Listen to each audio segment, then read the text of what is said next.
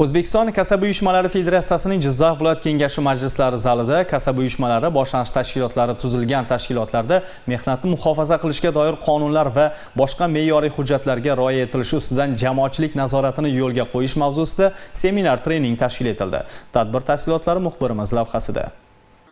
Ma'lumki, mehnat muhofazasi sohasida jamoatchilik nazoratini o'rnatish kasaba uyushmalari faoliyatining asosiy yo'nalishlaridan biri hisoblanadi. Bu borada soha mutasaddilariga prezidentimiz tomonidan qator vazifalar ham belgilab berilgan. Xususan, kasaba uyushmalari yarashtiruvchi, murosaga keltiruvchi bo'g'in sifatida ish beruvchi va xodim o'rtasidagi nizolarni sudgacha hal qilishda faollik ko'rsatishi maqsadga muvofiqdir. Bunga javoban O'zbekiston Kasaba uyushmalari Federatsiyasi tomonidan qator chora-tadbirlar amalga oshirilmoqda. O'zbekiston Kasaba uyushmalari Federatsiyasi vakillari, viloyat kengashi xodimlari hamda bir qator tashkilot mutasaddilari ishtirokida kasaba uyushmalari boshlang'ich tashkilotlari tuzilgan tashkilotlarda mehnatni muhofaza qilishga doir qonunlar va boshqa me'yoriy hujjatlarga rioya etilishi ustidan jamoatchilik nazoratini yo'lga qo'yish mavzusida tashkil etilgan seminar-treningda aynan kasaba uyushmalari Federatsiyasining vakolatlari, asosiy vazifalari xususida ma'ruzalar qilindi. Seminar davomida mehnatni muhofaza qilish to'g'risidagi qonunning maqsadi va uning tashkiliy asoslari xususida ham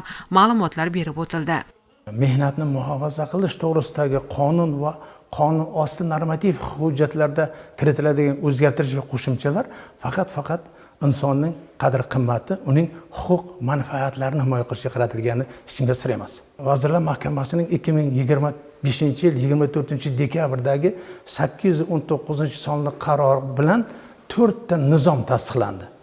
Mana shu nizomlar asosida boshlang'ich tashkilotlarda mehnatni muhofaza qilish ishlarini tashkil etilishi, o'sha xodimlarning olib borishi jarayonida shu qoida va me'yorlarga amal qilishi o'sha korxonalarda mehnat qilayotgan xodimlarning hayot va sog'lig'i istiqborini ta'minlashni muhim ahamiyat kasb etadi.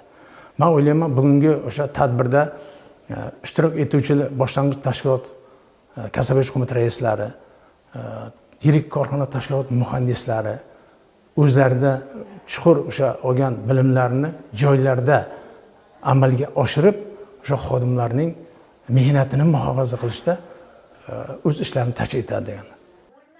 Bundan tashqari, ma'ruzachilar tomonidan 2025-yilda viloyat hududidagi mavjud korxona, tashkilot va muassasalarda sodir bo'lgan baxtsiz hodisalar natijasida jabrlanganlarga va ularning oila a'zolariga zarar pullarining to'lanishi bo'yicha amalga oshirilgan ishlar borasida ham gapirildi. Seminar so'ngida kasaba uyushmalari faoliyatini yanada kengaytirish yuzasidan aniq vazifalar belgilab olindi.